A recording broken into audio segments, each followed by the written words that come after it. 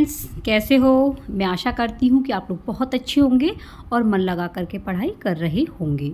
दोस्तों, आज की वीडियो में बात करेंगे हम सीटेट 2022 को लेकर के। जो भी हमारे भाभी अध्यापक और अध्यापिकाएं सीटेट की तैयारी कर रहे हैं और जिन्होंने अपनी लैंग्वेज में संस्कृत को चुना है, तो संस्कृत में दोस्तों 30 में से 30 नंबर आप कैसे लेकर के आएंगे, उसके लिए दोस्तों इस वीडियो को आप पूरी कंप्लीट देखना। तो फ्रेंड्स देखिए, हिंदी और संस्कृत की तैयारी कैसे करें, कौन कौन से टॉपिक आते हैं, तो संपूर्ण सिलेबस आप जो है देखेंगे संस्कृत और हिंदी का। तो जिनको डर लगता है संस्कृत से कि संस्कृत में नंबर नहीं अच्छे आ पाते हैं, तो फ्रेंड्स आप इस चैनल को ज़रूर सब्सक्राइब करना, क्योंकि दोस्तों आपको सीटेट की संस्कृत का संपूर्ण सिलेबस, पूरा सिलेबस आपको इस पर कराया जाएगा, जिसमें दोस्तों आप 30 में से 30 नंबर लेकर के आ सकते हैं।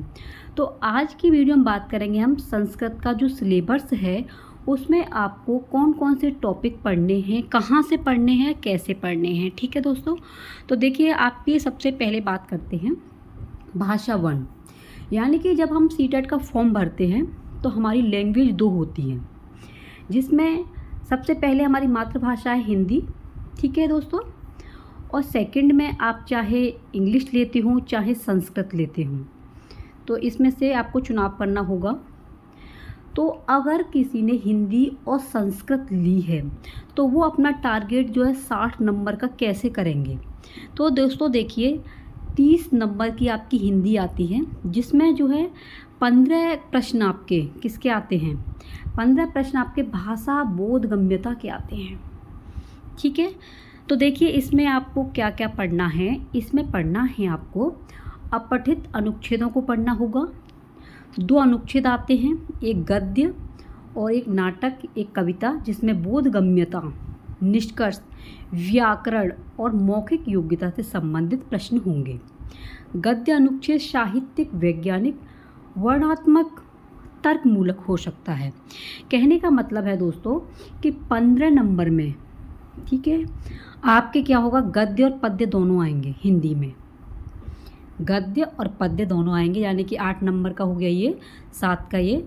और इसमें से यानी कि आपके जो गद्य पद्य होगा, इसी में से दोस्तों आपके क्वेश्चनों के आंसर दिए जाएंगे। तो आप इस पर ध्यान रखना कि आपको अपठित अनुच्छेदों को पढ़ना है। ठीक है दोस्तों, अब 15 प्रश्न का इसमें से आते हैं, ये आते हैं आपके भाषा विकास का अध्यापन। तो भाषा विकास के अध्यापन में आपको पढ़ना क्या क्या होगा, अधिगम और अर्जन पढ़ना होगा। बात हिंदी की चल रही है दोस्तों। भाषा अध्यापन के सिद्धांतों को पढ़ना होगा। सुनने और बोलने की भूमिका को पढ़ना होगा। भाषा का कार्य तथा बालक इसे किस प्रकार एक उपकरण के रूप में प्रयोग करते हैं। मौखिक और लिखित रूप से विचारों के संप्रेषण के लिए किसी भाषा के अधिगम में व्याकरण की भूमिका पर निर्णायक संदर्श। यानी कि दोस्तों आपके दिमाग में सीटेट का सिलेबस होना चाहिए, और सिलेबस से आप सारे टॉपिकों को कवर करेंगे तो आप एक अच्छा स्कोर लेकर के आ सकते हैं। एक भिन्न कक्षा में, भिन्न मतलब होता है अलग कक्षा में, भाषा पढ़ाने की चुनौतियाँ, भाषा की कठिनाइयाँ, त्रुटियाँ और विकार, भाषा कौशल, भाषा बोधगम्यता और प्रवीणता का मूल्यांकन करना, बोलना, सुनना, पढ़ना और लिखना, ये हमारे कौशल हैं। अध्यापन, अधिगम सामग्रियाँ, पाठ्य पुस्तक, मल्टीमीडिया सामग्री, कक्षा का बहुभाषाई संसाधन और उपचारात्मक अध्यापन। तो ये था दोस्तों आपका हिंदी का जो है, क्या हुआ आपका हिंदी का पाठ्यक्रम। हिंदी के जितने भी टॉपिक हैं ये आपके ये करने होंगे आपको। तो ये संपूर्ण सिलेबस आपको मैं कराऊंगी, तो आप इसे देखना। और फ्रेंड्स देखिए, जब तक आपके टॉपिक क्लियर नहीं हो पाएंगे तो आपकी कोई भी बात समझ में नहीं आ पाएगी। तो ये है आपका हिंदी का सिलेबस। अब बात करते हैं संस्कृत की। तो जिनको संस्कृत से डर लगता है कि संस्कृत बहुत कठिन है, संस्कृत में नंबर अच्छे नहीं आएंगे, तो दोस्तों देखिए संस्कृत का सिलेबस देखना और हिंदी का देखना, दोनों आपको सेम नज़र आएंगे। बात बस इतनी है कि संस्कृत को संस्कृत में दे दिया जाता है और हिंदी को हिंदी में। तो आप देखिए इसमें भी क्या होता है, ये आपकी भाषा सेकंड है। इसमें दोस्तों देखिए बोधगम्यता यानी कि जो अनदेखे गद्य अनुच्छेद, साहित्यिक अथवा वर्णनात्मक, जिनमें बोधगम्यता, निष्कर्ष, व्याकरण, योग्यता से संबंधित प्रश्न, ये आपके होते हैं 15 नंबर के। यानी कि इसमें भी दोस्तों आपके गद्य और पद्य आएगा, अनुच्छेद में आएगा। अब गद्य और पद्य को हम सॉल्व कैसे करें, इसके लिए दोस्तों आपको अनुवाद आनी चाहिए। जब आप अनुवाद आ जाएंगे यानी कि संस्कृत से हिंदी में, तो संस्कृत में आपका आएगा क्या, गद्य और पद्य आएगा। तो जब आपके पास में अनुवाद आएगा, हिंदी बनाना आ जाएगा, तो आप आराम से दोस्तों 15 नंबर लेके आ सकते हैं। बस इसमें यही फ़र्क है, सिलेबस सेम मिलेगा, कोई भी ऐसा नहीं है। आप हिंदी की बेहतरीन तैयारी कीजिए, संस्कृत की तो आपकी हो ही जाएगी। तो संस्कृत से अगर आपको डर को भगाना है तो आपको इतने टॉपिकों को पढ़ना होगा। पढ़ने के लिए सारे टॉपिक आपके कवर कराए जाएंगे आदर्श करियर क्लासेज पर, ठीक है। अब इसके बाद में बात करते हैं इसके जो भाषा विकास का अध्यापन, ये होता है 15 नंबर का। कुल मिलाकर के आपके 30 नंबर संस्कृत में कैसे आएंगे, उसके लिए आपको इन टॉपिकों को पढ़ना होगा।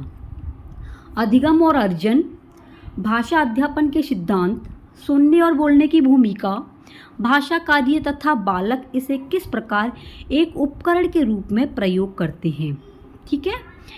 मौखिक और लिखित रूप में विचारों के संप्रेषण, संप्रेषण माने होता है आपस में बोलचाल, आपस में विचार विमर्श करते हैं। संप्रेषण के लिए किसी भाषा के अधिगम में व्याकरण की भूमिका पर निर्णायक संदर्श। एक भिन्न कक्षा यानी कि अलग कक्षा में भाषा पढ़ाने की चुनौतियाँ, भाषा की कठिनाइयाँ, त्रुटियाँ यानी कमियाँ और विकार। भाषा कौशल, भाषा बोधगम्यता और प्रवीणता का मूल्यांकन करना, बोलना, सुनना, पढ़ना और लिखना। अध्यापन में आपको करना होगा अधिगम सामग्री, पाठ्य पुस्तक, मल्टीमीडिया सामग्री, कक्षा का बहुभाषाई संसाधन और उपचारात्मक अध्यापन। तो ये है दोस्तों आपका संस्कृत का पाठ्यक्रम। संस्कृत में आपको इतने सारे टॉपिकों को पढ़ना होगा, भाषा सेकंड, ठीक है। और इसमें आप देख लीजिए, देखो सेम टू सेम आपकी हिंदी और संस्कृत में दिए गए हैं। जो भी है ये भाषा बोधगम्यता इसमें भी दी गई है। भाषा विकास का अध्यापन, ये भाषा विकास का अध्यापन हिंदी में भी है, संस्कृत में भी है। इसमें ये सारे टॉपिक आपको पढ़ने होंगे। इसमें भी ये सभी टॉपिक्स जो हैं सेम हैं। इसलिए आप दोस्तों हिंदी की जब तैयारी आपकी अच्छी होगी तो संस्कृत तो आपकी ऑटोमेटिक ही तैयार हो जाएगी। संस्कृत में आप अच्छी तरीके से 30 में से 30 नंबर लेकर के आ सकते हैं। वो कैसे कि जब आप हिंदी की तैयारी बेहतरीन करेंगे तो संस्कृत में क्या होता है, जैसे आपका ये हलंत है, विसर्ग है, कुछ शब्द ऐसे संस्कृत के हैं तो वो आपकी समझ में नहीं आएंगे। तो दोस्तों देखिए, वो उसके लिए मैं आपकी संस्कृत की पूरी तैयारी सीटेट की कराऊंगी। इसलिए दोस्तों आप जो है संस्कृत से बिल्कुल भी घबराएं नहीं। अगर आपने अभी से तैयारी नहीं शुरू की है, आप इंतज़ार कर रहे हैं कि सीटेट का फॉर्म भर जाएगा तभी हम तैयारी करेंगे, तो दोस्तों देखिए सिलेबस तो काफ़ी है, क्योंकि इसमें 5 विषयों को पढ़ना होगा। तो आप लोग अभी से अपने नोट्स खुद बनाते चलिए, ठीक है। अगर आपके पास में सिलेबस नहीं है तो कमेंट बॉक्स में कमेंट करना। आपको जो है हिंदी और संस्कृत यानी कि संपूर्ण सिलेबस, सीटेट का संपूर्ण सिलेबस आपको मिल जाएगा। और उसके लिए आपको क्या करना होगा, आदर्श कैरियर क्लास से टेलीग्राम पर जाना, वहाँ पर आपको मिल जाएगा। और नहीं मिलेगा तो आप दोस्तों देखिए सीटेट की जो वेबसाइट है वहाँ से जा कर के आप संपूर्ण जो है हिंदी में, अगर इंग्लिश में चाहिए तो इंग्लिश में मिल जाएगा, और अगर हिंदी में चाहिए तो हिंदी में आपको जो भी आपके सब्जेक्ट हैं यानी 5 विषय हैं, पूरा सिलेबस आपको मिल जाएगा। तो सीटेट की तैयारी के लिए दोस्तों सिलेबस होना चाहिए। अभी से आप अपनी तैयारी कीजिए, आपको बिल्कुल भी घबराना नहीं है। संस्कृत जो है बहुत ही सरल है, अच्छी है। 30 में से 30 नंबर आप पूरे लेके आ सकते हो। तो फ्रेंड्स, अगर वीडियो अच्छी लगी हो तो आप इसे शेयर करना अपने सभी दोस्तों को। जो भी हमारे भावी अध्यापक और अध्यापिकाएं संस्कृत से घबराते हैं, संस्कृत में नंबर नहीं आएंगे, तो उन तक इस वीडियो को ज़रूर शेयर करना दोस्तों। संस्कृत में आप दोस्तों पूरे में से पूरे नंबर लेके आ सकते हैं, 30 में से 30, क्योंकि संस्कृत में जो है आपके नंबर बेहतरीन बन सकते हैं, दोनों सब्जेक्टों पे कमांड हो जाएगी। तो फ्रेंड्स, कल मैं आपको इसके टैग वर्ड होंगे कुछ संस्कृत के, तो टैग वर्ड वो आपको मैं बताऊंगी जिसके आधार पर आप आसानी से अपने संस्कृत के नंबरों को क्वालिफाई कर सकते हैं, अपने संस्कृत में 30 नंबर आराम से लेके आ सकते हैं। तो सारे टॉपिक आपको क्लियर कराऊंगी। ठीक है फ्रेंड्स, आप अपना ख्याल रखना। Take care.